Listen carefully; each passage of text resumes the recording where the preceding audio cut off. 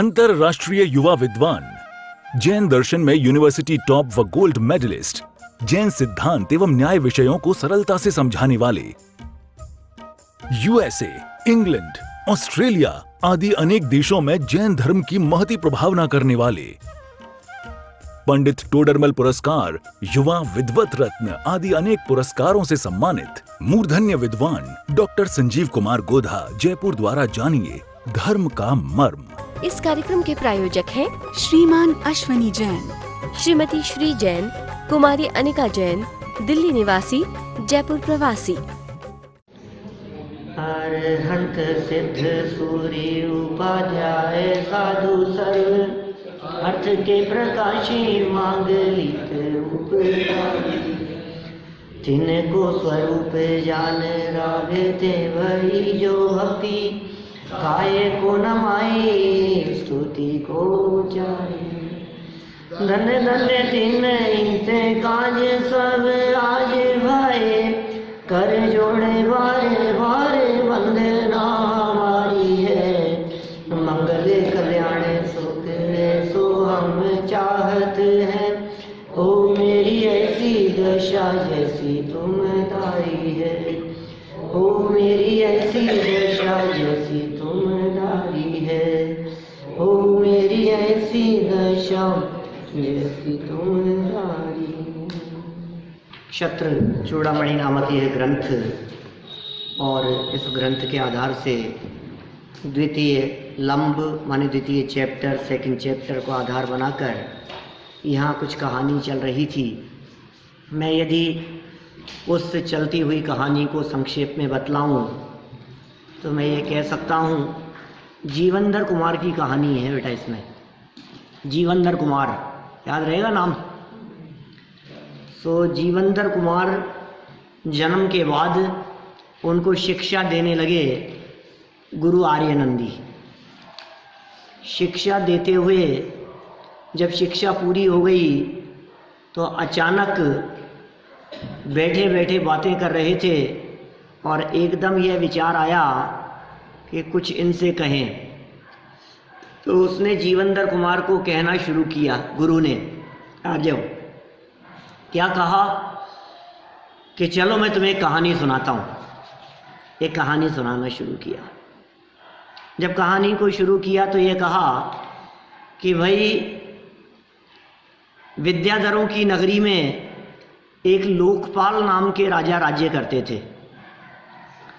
वो राजा एक दिन अपने घर की छत पर खड़े थे और बादलों को विघटित होते हुए देखा और देखकर एकदम वैराग्य हो गया कि अरे अरे सब क्षणभंगुर है। अभी तो कितना सुंदर दिखाई दे रहा था, ये सब गायब हो गया।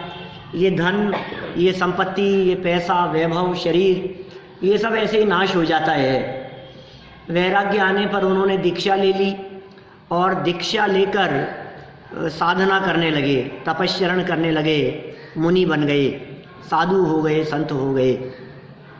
फिर थोड़े ही समय बाद शरीर में एक रोग हो गया, एक बीमारी हो गई जिसका नाम था भस्मक व्याधि, भस्मक रोग।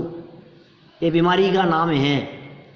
ऐसी बीमारी होती है जिस बीमारी में जितना भोजन किया जाए वो सारा का सारा भोजन पेट में जाकर नष्ट हो जाता है, जल जाता है, भस्म हो जाता है और भूख बहुत लगती है, बहुत ज़्यादा भूख लगती है।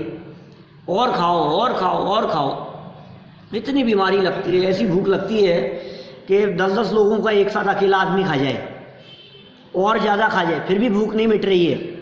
ऐसी बीमारी हो गई मुनि अवस्था में रहते हुए। फिर क्या हुआ, अब पाप कर्म का उदय था। ऐसा पिछला ऐसा कर्म था जिस कर्म के उदय से मुनि अवस्था में उनके ऐसी बीमारी हो गई। अब देखिए आगे कहते हैं दीक्षा का त्याग। दीक्षा का त्याग। अब त्याग की बात कह रहे हैं। पेज नंबर है 134, 134, 13 नंबर का श्लोक है। बीच में धागा लगा हुआ होगा कहीं। अशक्त्येव तपः सोयम राजा राज्यमेवात्यजत् श्रेयांसी बहुविघ्नानि त्येतन्य धुनाभवत्। उसी राजा ने शक्तिहीन पने से ही राज्य की तरह तप करना भी छोड़ दिया। जैसे राज्य करना छोड़ दिया था ना, मुनि बन गया था, तप करना भी छोड़ दिया। निश्चय से कल्याणकारी कार्य बहुत विघ्न वाले होते हैं। यह किंवदंती अभी की नहीं है, अपितु पहले से चली आ रही। ये बहुत सुंदर सूक्ति है। ये कह रहे हैं जितने भी कल्याणकारी अच्छे काम होते हैं उनमें विघ्न बहुत होते हैं। आप बोलचाल की भाषा में बोलते भी होंगे कभी कभी ऐसा, अच्छे कामों में विघ्न क्यों आते हैं? हम तो अच्छा काम कर रहे हैं, फिर परेशानियां क्यों आती है? ये ऐसा ही स्वरूप है कि कल्याणकारी कार्य उनमें विघ्न बहुत आते हैं। ये कोई आज की बात नहीं है, सदा से ही ये बात चलती रही है। देखिए सरल अर्थ, जैसे पहले लोकपाल राजा ने राज्य का त्याग कर दिया था, वैसे ही अब लोकपाल मुनिराज ने भस्मक बाधा को सहन करने की सामर्थ्य न होने से तप मुनि दीक्षा का त्याग कर दिया।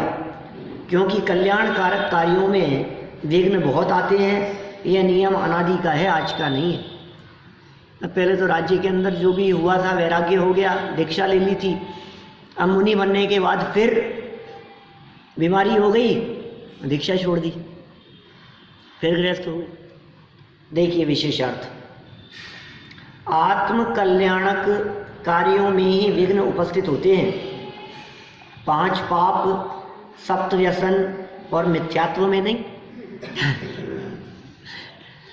5 पापों में विघ्न नहीं दिखते, दुनियादारी के मौज मस्ती के कामों में विघ्न नहीं दिखते, मिथ्यात्व में कोई विघ्न नहीं। अरे मिथ्यात्व स्वयं विघ्न स्वरूप है, उसमें क्या विघ्न आएगा? क्योंकि आत्म साधक कार्यों में तो जीव, आत्मघातक कार्यों में तो जीव परस्पर आचार्यत्व करते हैं, अर्थात एक दूसरे को पाप कार्यों में सलाह देते हैं, सहायता करते हैं। मिथ्यात्वादी पाप कार्यों को छोड़ने वालों को लोग कोसते हैं। ऐसा ही अनादि काल से संसार का स्वरूप चला आ रहा है। यहाँ मुनि दशा में भस्मक रोग के कारण बाधा उपस्थित हो गई है।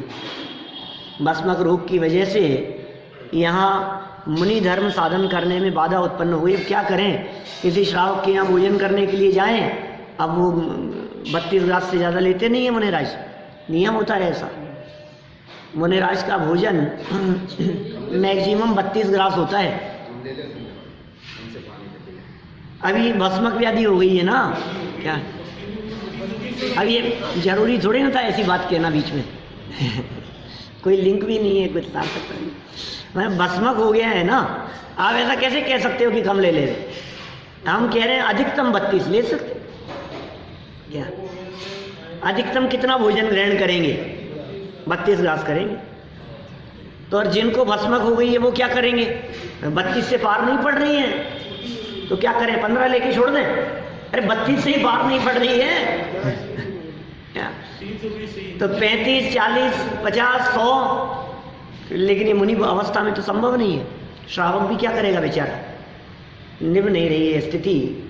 तो मुनि दीक्षा से पतित लोकपाल की दशा देखिए आगे। तप साक्षादित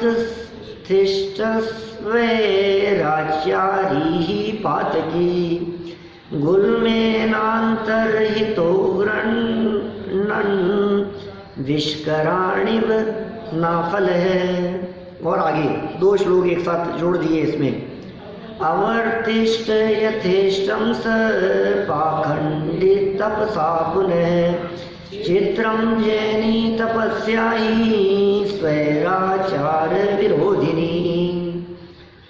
इसके पश्चात वह स्वेच्छाचारी पापी पुरुष झाड़ियों में छिपे हुए चिड़ियों को पकड़ने वाले व्याघ्र के सदृश झूठे तप को आच्छादित होते हुए अर्थात तप के बहाने से पाखंड तप के द्वारा इच्छानुसार इधर उधर घूमने लगा।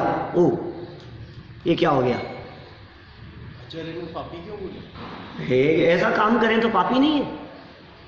देखो आप, ये देखो कौन कह रहे हैं, अपन थोड़ी ना कह रहे हैं ये बात तो वादीप सिंह सूरी कह रहे हैं। पापी क्यों बोले? वो कह रहे हैं पापी, ये कह रहे हैं यहाँ पापी पुरुषों के समान। क्या कह रहे हैं? इसके पश्चात वह क्या हो गया? इच्छानुसार इधर उधर घूमने लगा। ये वाक्य है पूरा। इसके पश्चात वह कौन? राजा लोकपाल मुनि अवस्था में तप के बहाने इच्छानुसार इधर उधर घूमने लगा। किसके समान? स्वेच्छाचारी पापी पुरुषों के समान।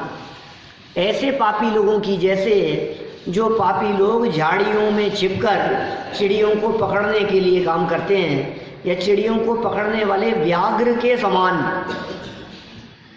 व्याघ्र होते हैं, व्याघ्र मतलब बाघ है। व्याघ्र बाघ अलग अलग है। भेड़िए टाइप जो भी इस तरह के जंगली जानवर हों, झाड़ियों के पीछे छिपे रहते हैं, और चिड़ियाँ पक्षी हिरण ऐसे कोई आए तो उनको छिप करके खा जाते हैं, पकड़ लेते हैं, मारते हैं। तो जिस तरह से ये व्याघ्र आदि पशु ऐसा काम करते हैं, उसी तरह से तप से छिपे हुए, वो झाड़ियों में छिपे हुए होते हैं, ये तप से छिपे हुए, और तप के बहाने पाखंड तप के द्वारा इच्छानुसार इधर उधर घूमने लगा। कौन घूमने लगा? आर्यम नहीं, कौन है? लोकपाल। आप तो अभिप्राय से लगता है ना। हाँ, तो इनका अभिप्राय ऐसा तो है ही नहीं। इनका अभिप्राय परिणाम तो खोटे ही हो गए ना, परिणाम बिगड़ने लग गए हैं। मैं खाऊं ऐसा भाव बनने लग गया। मजबूरी है, तो रोग हो गया। रोग को सहन करो तप के प्रभाव से। बीमारी हो गई तो तुम इलाज के लिए इधर उधर भाग रहे हो, क्या करें? सहन करना पड़ेगा ना। मैं क्या करूं, मेरी मजबूरी है, इसलिए मुझे चोरी करनी पड़ी। चोर को भी मजबूरी दिखती है। वो तो अपने आनंद और रुद्र, अरे उसको मजबूरी दिखती है। मैं क्या करूं, परिस्थितियां ऐसी है, मुझे तो करना पड़ेगा। टैक्स चोरी करने वाले को मजबूरी दिखती है, बेईमानी करने वाले को मजबूरी दिखती है। अरे यार इतनी सी नहीं करूंगा तो फिर खाऊंगा क्या और खिलाऊंगा क्या? तो भाई ये मजबूरी दिखती है तुम्हारे, कोई मजबूरी नहीं है। पाप किसी की मजबूरी नहीं होता है। देखिए नीतिकार कहते हैं, आश्चर्य है निश्चय से जैन धर्म के अनुसार तपश्चरण स्वच्छंद आचरण का विरोधी है। क्या कहा? निश्चय से जैन धर्म के अनुसार तपश्चरण जो तप होता है वो स्वच्छंद आचरण का विरोधी है। अतः मुनि के वेश में तो लोकपाल स्वेच्छाचार में प्रवृत्त हो नहीं सकता था, इसलिए मुनि पद छोड़ करके कर रहा है ये सब काम। जंगल में ऐसा काम कर रहे हैं, लेकिन तपस्वी भी दिखा रहे हैं अपने आप को। दुनिया देख रही है तपस्वी, आड़ के लिए भी जाते हैं, फिर कुछ वहाँ चिप करके भी खा लेते हैं। क्या करें, मुनि तो हैं, अब वहाँ जाते हैं गृहस्थों के यहाँ, भोजन जितना ले पाते हैं, जितना दिखाने के लिए उतना तो ले लेते हैं, और फिर जंगल में आकर के फिर कंदमूल खाने लगे, इधर उधर से छिप करके खाने लगे। ऐसे ऐसे काम चल रहा है। स्वयं इसने खुद ने अपने आप को गाली बोल रहे हैं, खुद तो कहानी सुना रहे हैं। कौन सुना रहा है कहानी? गुरु सुना रहे हैं ना उनको। हाँ, आर्य नंदी सुना रहे हैं। देखो सरल अर्थ, जिस प्रकार कोई व्याघ्र झाड़ियों में छिपकर पक्षियों को पकड़ने और मारने का कार्य किया करता है, दूसरों को दिखाई नहीं देता, उसी प्रकार लोकपाल मुनि छिपे छिपे स्वेच्छाचार करने लगा। मिथ्या तप से आच्छादित होकर इच्छानुसार यत्र तत्र भटकने लगा। जैन जगत में दिगंबर मुनि धर्म में तो स्वेच्छाचार और ढकोसला किंचित मात्र भी सही नहीं है। अपने यहाँ बिल्कुल बर्दाश्त नहीं है ये चीज़ थोड़ा बहुत भी, क्योंकि जैन दीक्षा तपस्या तो स्वेच्छाचार की सदा विरोधक ही रही है। अतः उन्होंने रोग निवारण के लिए पाखंड वेश धारण कर लिया। विशेषार्थ, जैसे अग्नि और पानी के स्वभाव में परस्पर विरोध है, वैसे ही जैन तपस्या और स्वेच्छाचार में विरोध है। दोनों में विरोध है। जैन तपस्या, साधु अवस्था में स्वेच्छाचार का रहना संभव ही नहीं है। अतएव भस्मक रोग से ग्रसित लोकपाल मुनि ने जिन दीक्षा को तो त्याग कर दिया और मिथ्या तप का आचरण करते हुए वह जीवन यापन करने लगा। मुनि अवस्था को तो छोड़ दिया, जैन मुनि अवस्था को, और खोटे तप तपते हुए जीवन यापन करने लगा। देखिए मैं थोड़ा सा इसको, हाँ मिथ्यात्वी हो ही गए ना। देखिए लोकपाल भिक्षुक का भ्रमण, हाँ अभी वेश तो है, छोड़ भी दिया, तपस्वियों का वेश धारण कर लिया, स्वेच्छाचारी हो गए, बाहरी वेशधारी तपस्वियों जैसे हो गए। देखिए मैं थोड़ा ज़्यादा पढ़ना चाहता हूँ जिससे कुछ कथा खुल के सामने आए। आर्य नंदी जी लोकपाल की कहानी जीवनधर कुमार को सुना रहे हैं। ठीक है ना, वे समझ लो आप कहानी कहाँ चल रही है, क्या हो रहा है। आर्य नंदी गुरु, अभी जो कहानी चल रही है उतनी ध्यान रखो, आगे पीछे दिमाग मत लगाओ। कौन क्या था और क्या हो गया अभी कुछ नहीं, अभी इतना पता है हमारे को। आर्य नंदी नाम के गुरु हैं, जीवनधर कुमार को शिक्षा दे रहे हैं, पढ़ा रहे हैं, पढ़ाते पढ़ाते अंत में एक कहानी सुना रहे हैं। और कहानी सुनाते हुए ये कहा कि वो लोकपाल नाम का राजा दीक्षा ले ली, भ्रष्ट हो गया, भस्मक रोग हो गया और वो तपस्वियों के रूप में इधर उधर भटकने लगा। अब देखो लोकपाल भिक्षुक का भ्रमण, 16 नंबर। अथ भिक्षुर्बुभुक्षु सन् गन्धोत्कट गृहं गतः उपतापरुजोप्येष धार्मिकाणां विषक्तमः। क्या कह रहे हैं? तदनंतर भिक्षुक भूख से पीड़ित होते हुए गंधोत्कट सेठ के घर गया। क्या कह रहे? कौन गया? वो भिक्षुक, वो लोकपाल। कहाँ गया आर्य? कौन? जीवनधर के पिता गया। कौन गया? जीवनधर के, हाँ जीवनधर के धर्मपिता, जीवनधर के धर्मपिता गंधोत्कट के पास वो भिक्षुक लोकपाल वो चला गया। यह तापसी रोग से पीड़ित होते हुए भी धर्मात्मा पुरुषों का उत्तम वैद्य था। ज्ञान तो था ही ना, ज्ञान तो था ही, ज्ञान थोड़ी ना चला गया। चारित्र से भ्रष्ट हो गया, श्रद्धा चारित्र से भ्रष्ट हो गया, लेकिन नॉलेज तो थी, ज्ञान थोड़ी ना चला जाएगा। ज्ञान तो है। सरल अर्थ, भस्मक रोग से पीड़ित अपनी भूख मिटाने के लक्ष्य से एक दिन लोकपाल साधु वेश में ही सेठ गंधोत्कट के घर पहुंच गया। यह साधु रोग से पीड़ित होने पर भी धर्मात्मा पुरुषों को उत्तम वैद्य के समान है। विशेषार्थ,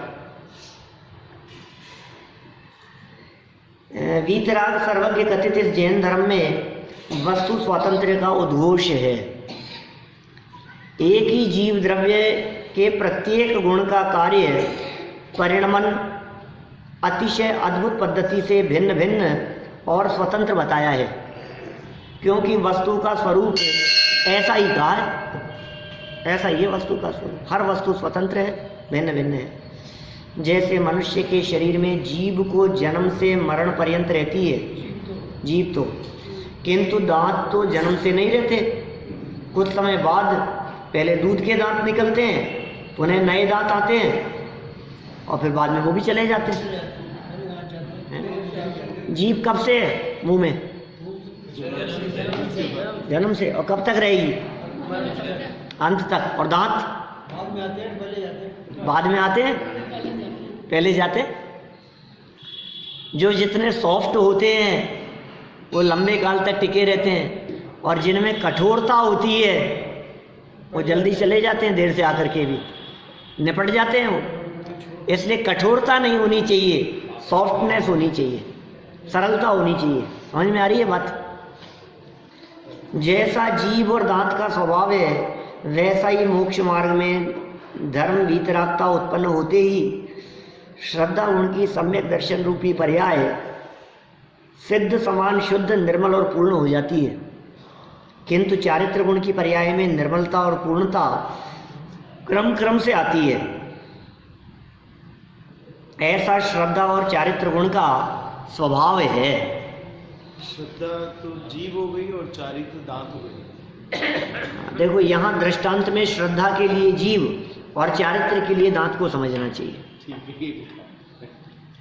यहाँ लोकपाल ने मुनि पद का तो त्याग किया है, अतः सकल चारित्र तो रहा ही नहीं। तथापि श्रद्धा मुनि पद में जैसी निर्मल और पूर्ण थी, वैसी तापसी अवस्था में बनी रही। ये श्रद्धा बनी रही इसकी। अतः भिक्षुक भी धार्मिक लोगों के लिए वैद्य का काम करता है। चारित्र रहित होने पर भी सम्यक दर्शन के कारण जीव धार्मिक रहता है। यह भाव अभिप्राय आचार्य श्री ने इस श्लोक में समझाया है। हमारे मिथ्यात्वी नहीं हुए हैं, अभी सम्यक दर्शन बना हुआ है, श्रद्धा से विचलित नहीं हुए हैं। देखो ये अष्टपाहुड़ का एक श्लोक है, एक गाथा है अष्टपाहुड़ में।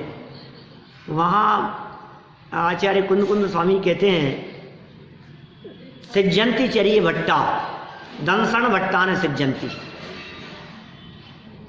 दंसण भट्टा भट्टा,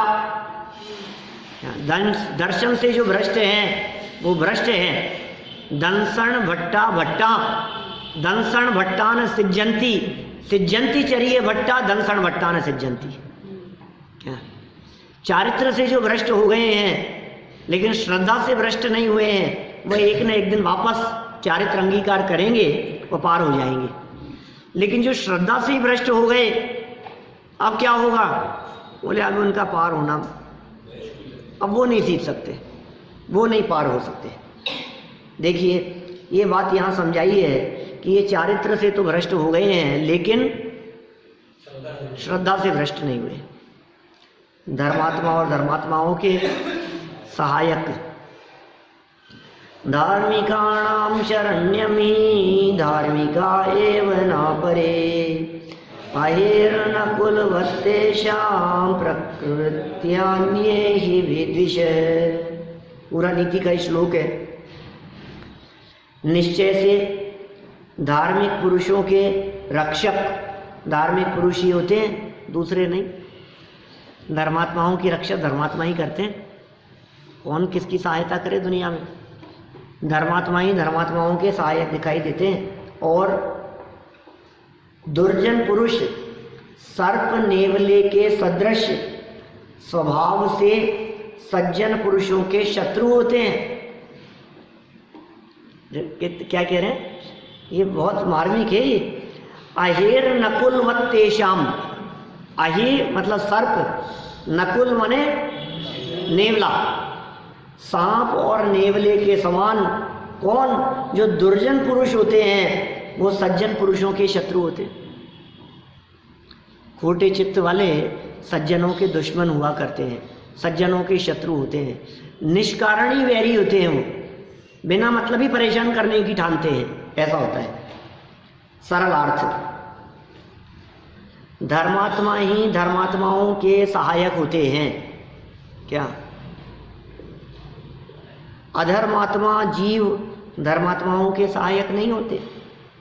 जैसे सर्प और नेवले में परस्पर स्वाभाविक द्वेष ही रहता है, वैसे ही धार्मिक जीवों के प्रति अधार्मिक जीवों में स्वाभाविक द्वेष ही रहता है। धार्मिकों को देख करके अधार्मिक लोग बिना ही मतलब चिढ़ते हैं, ये बड़ा धर्मात्मा बनता है, ये रोज मंदिर ही बैठा रहता है, ये मंदिर ही चले जाता है, ये प्रवचन ही प्रवचन दिखती रहती है इनको, ये के पागल हो गए हैं इनको इनके अलावा और कुछ दिखता ही नहीं। मैंने धर्मात्माओं को देख करके, अब वो क्या बिगाड़ा है तुम्हारा? अपना धर्म ध्यान कर रहे हैं, अपनी माला फेर रहे हैं, अपना जाप कर रहे हैं, अपना ध्यान, अपनी साधना, अपना स्वाध्याय, अपना काम कर रहे हैं, तुम्हारा कुछ नहीं बिगाड़ रहे हैं। तुमसे कुछ लेना देना नहीं है, तुम्हें टोक भी नहीं रहे हैं, तुम्हें डांट भी नहीं रहे हैं, तुम्हें सुना भी नहीं रहे हैं, तुम्हारे ऊपर गुस्सा भी नहीं कर रहे हैं, अपना काम शांति से कर रहे हैं। लेकिन क्या होता है कि वो पसंद नहीं आते। खुद के मन में ऐसे भाव होते हैं ना कि मैं ही नहीं कर पा रहा, इसलिए हाँ। इसको अभी नहीं, उनको कर्ता का भाव होता है, 4 घंटे और दुकान पे ज़्यादा बैठते तो थोड़ी और कमाई हो जाती। देखो इधर क्यों भाग? क्या करें, विशेषार्थ कह रहे हैं आगे। ये जो कहानी है ना, ये कहानी इतनी स्लो चल रही है, मुझे तो कभी कभी ऐसे लगता है जैसे वो टीवी में सीरियल चलते हैं ना, आधे घंटे का सीरियल, कहानी कुछ नहीं बढ़ी आगे। 10 मिनट में वो ऐड आ गए। नहीं, ऐड की नहीं कह रहा, वो आधे घंटे के एपिसोड के अंदर कुछ कहानी नहीं बढ़ी, वहाँ की वहीं है। हाँ, अगले दिन देखो, 2 दिन गैप भी दे दो तो आपको तीसरे दिन पता, कोई दिक्कत ही नहीं लगेगी, हाँ पता है सब क्या चल रहा है। ऐसी कहानी ये बढ़ा रहे हैं धीरे धीरे, बीच बीच में नीति के श्लोक डाल देते हैं, फिर कुछ बातें और इधर उधर की समझाने लग जाते हैं, फिर कुछ करते हैं। आगे कहानी तो बढ़ाओ, फिर हुआ क्या ये तो बताओ। अब बढ़ेगी आगे, देखो विशेषार्थ। समानशीलेषु व्यसनेषु सख्यम, समान रुचिवान जीवों की परस्पर मैत्री होती है। जरूरी तो नहीं है। समान रुचि वालों की, नहीं, 2 धार्मिक पे भी तो द्वेष होता है कि इसका वो अलग मैटर ज़्यादा है, नहीं लेकिन है। रुचि के अनुसार ही मित्र चुन लेता है व्यक्ति। आपके मित्र वही होंगे जिनकी रुचि आपकी रुचि के अनुसार बनेगी, मिलेगी। ये जगत का स्वरूप है इसी तरह का। क्लास में अपनी अपनी रुचि के अनुसार बच्चे अपने छांट लेते हैं, ग्रुप बन जाते हैं, किसका ग्रुप किसके साथ में होगा। क्रिकेट वालों का क्रिकेट वालों के साथ में ग्रुप होगा, बातें करने वालों को बातें करने वालों के साथ में, बदमाश बच्चे बदमाशियों के साथ में ग्रुप बन जाता है उनका, पढ़ने वालों का पढ़ने वालों के साथ में ग्रुप बन जाता है। तो सबके ऐसे ग्रुप बन जाते हैं। देखो अपने आप ही, जैसे समझिए स्कूल में एडमिशन लिया, कॉलेज में एडमिशन लिया, सब अलग अलग जगह से आए हैं, अलग अलग जगह पढ़ कर के आए हैं, कोई किसी को जानता नहीं है, किसी को किसी से परिचय नहीं है, लेकिन मैंने 15 दिन क्लास चलने के बाद में सबके ग्रुप अलग अलग बन जाएंगे, किसकी किसके साथ में दोस्ती हो जाएगी। गुटखा खाने वालों की गुटखे वालों के साथ दोस्ती, तो ऐसी होता है। किसकी किसके साथ में दोस्ती, पान वालों की पान वालों के साथ में दोस्ती, ऐसा होता है कि नहीं। अब हमसे कौन दोस्ती करे जिनको पार्टी में जाना नहीं जिनको घूमना फिरना नहीं, ऐसा होता है ना। घूमने फिरने वालों का जिसका मन है उनको कौन कि चले यार, कि नहीं यार मेरे को शौक नहीं है, तो तू हट रहे यार, तो तू चल रहा है, तो चलो अपन चलते हैं, तो उनके साथ में दोस्ती बढ़ जाती है। स्वाध्यायियों की मित्रता स्वाध्यायियों के साथ में बढ़ जाती है। सज्जनों को सज्जन लोग पसंद आते हैं। ये कह रहे हैं समान रुचि वाले जीवों की परस्पर मैत्री होती है। इस उक्ति के अनुसार धार्मिक मनुष्यों के लिए अन्य धार्मिक मनुष्य ही आधार सहायक होते हैं।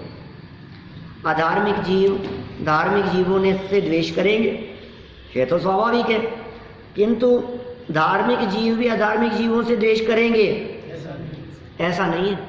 वो सज्जन है ना, वो नहीं करते किसी से द्वेष। धर्मात्मा जीव तो किसी भी जीव से द्वेष नहीं करते। तापसी लोकपाल और सेठ गंधोत्कट दोनों धार्मिक जीव थे। वो तापसी भी धार्मिक है और गंधोत्कट भी धार्मिक है। तापसी को सेठ की धार्मिकता का ज्ञान था, इस कारण उसका सेठ के यहाँ भिक्षार्थ जाना स्वाभाविक है।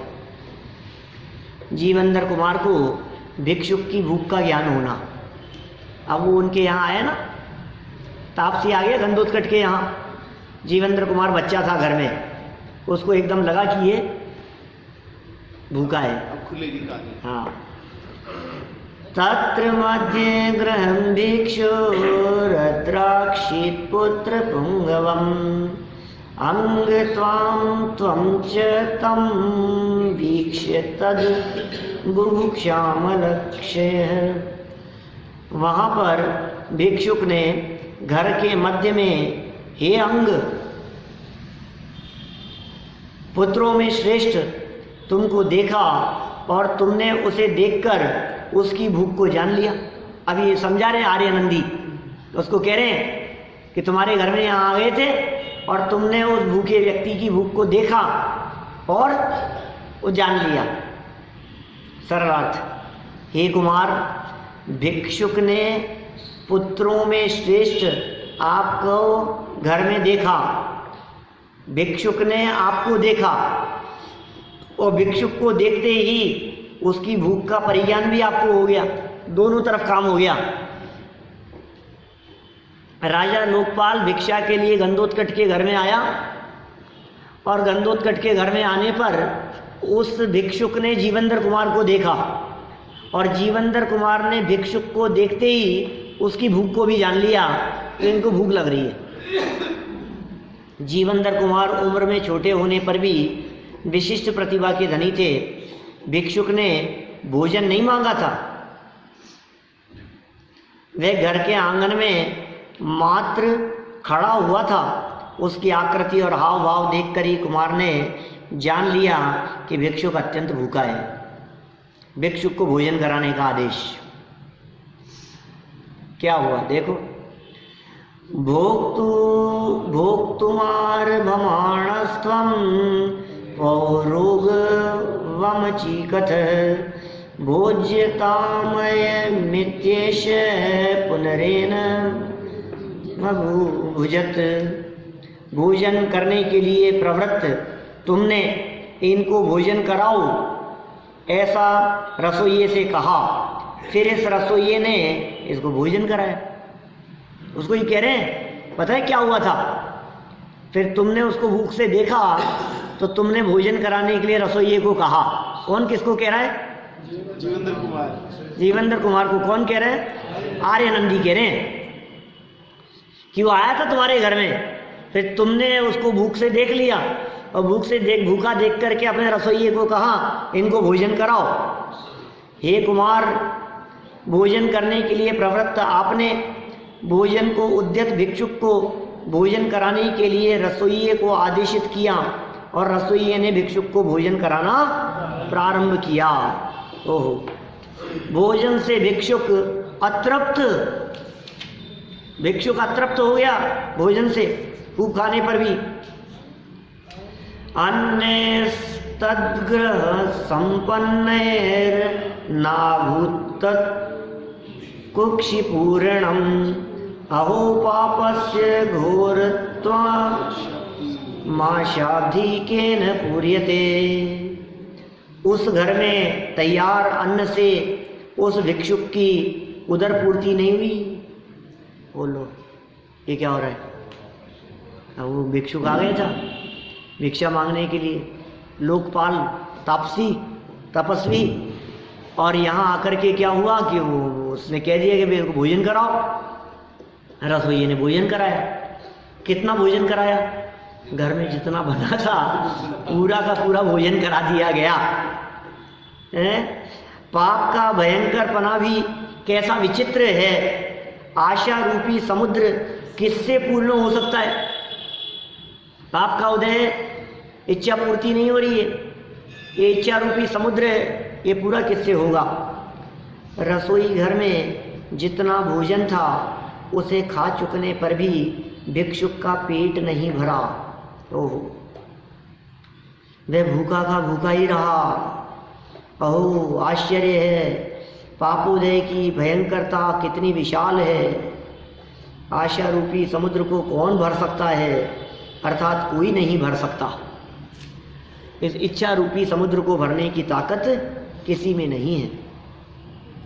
विशेषार्थ, असाता वेदनी की उदीर्णा से जीव को भूख लगती है। भूख क्यों लगती है? असाता कर्म के उदय से भूख लगती है।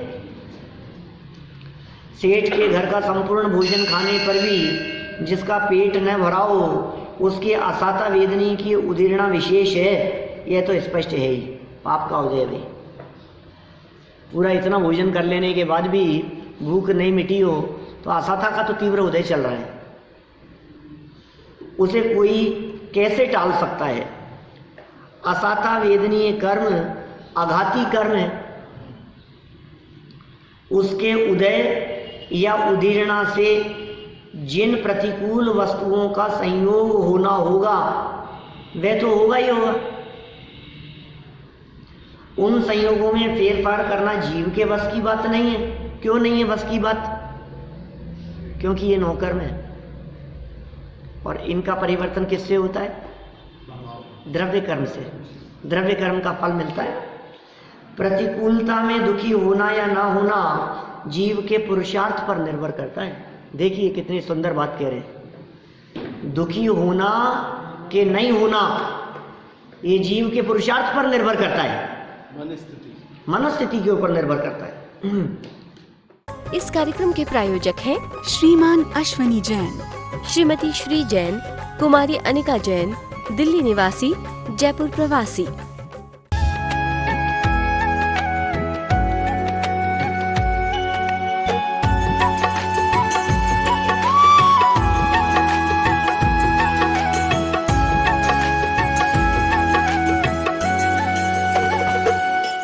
अंतरराष्ट्रीय युवा विद्वान, जैन दर्शन में यूनिवर्सिटी टॉप व गोल्ड मेडलिस्ट, जैन सिद्धांत एवं न्याय विषयों को सरलता से समझाने वाले, यूएसए, इंग्लैंड, ऑस्ट्रेलिया आदि अनेक देशों में जैन धर्म की महती प्रभावना करने वाले, पंडित टोडरमल पुरस्कार, युवा विद्वत रत्न आदि अनेक पुरस्कारों से सम्मानित मूर्धन्य विद्वान डॉक्टर संजीव कुमार गोधा, जयपुर द्वारा जानिए धर्म का मर्म।